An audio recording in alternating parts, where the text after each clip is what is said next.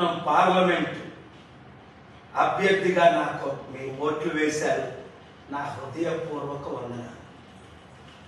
మీరందరూ ఆశ్చర్యపోతున్నారు, ఏమైంది?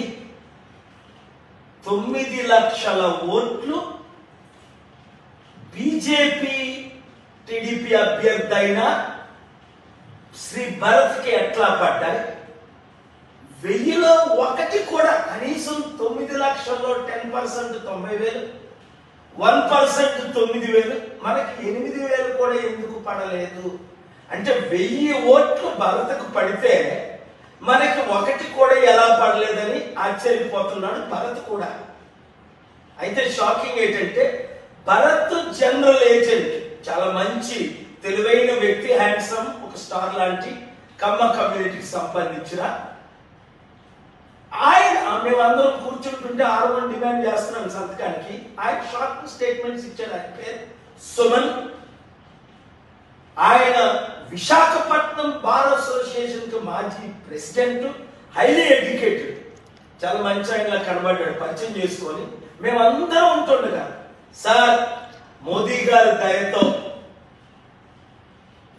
ఈవీఎం ఆర్గనైజ్డ్ రష్యన్ చిప్ ద్వారా జరిగినది 25% ఓట్ బ్యాంక్ మాకు అందింది. అందుకే చంద్రబాబు నాయుడు గారు కూడా మోదీ గారితో పొత్తులు పెట్టుకోవడం జరిగింది, మాకు లాభం అయింది. అవును, ఎవరెవరు షాక్ అవుతున్నారు, ఎందుకు షాక్ అవుతున్నారు, మీ కామెంట్లన్నిటికీ నేను జవాబులు ఇస్తాను. మోదీ గారు షాక్ అవ్వట్లేదు, బీజేపీ నేతలు షాక్ అవ్వట్లేదు, వాళ్ళందరికీ తెలుసు. అసలు కరెక్ట్ గా చెప్పాలంటే 238 బీజేపీకి రాలే, దాదాపు 150 రఫ్గా వచ్చింది. కానీ ఎన్డీఏ జూన్ 1 నేనేం చెప్పాను, 300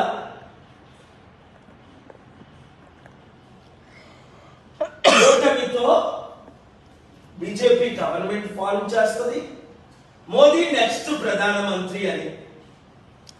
చాలా మంది దాదాపు 280-300 ఇండియా కూటమి అంటే రాహుల్ గాంధీ, మమతా బెనర్జీ, సిపిఐ, సిపిఎం, వీళ్ళందరికీ కేజ్రీవాల్ వస్తుందని అంచనా. అయితే 200 దాదాపు 32 వరకు వచ్చాయి ఇండియా కూటమికి. ఇక్కడ ఆశ్చర్యపోతుంది ఎవరంటే పురంధేశ్వరి. 2019లో నేను విశాఖపట్నంలో పోటీ చేస్తే 36,000 వచ్చాయి. ఇప్పుడు లక్షలతో నేను ఏ విధంగా రాజమండ్రిలో బీజేపీ అయ్యాను. ఎక్కడి నుంచో కడప నుంచి వచ్చిన సీఎం రమేష్ అనకాపల్లి, నేను అనకాపల్లిలో ఎలా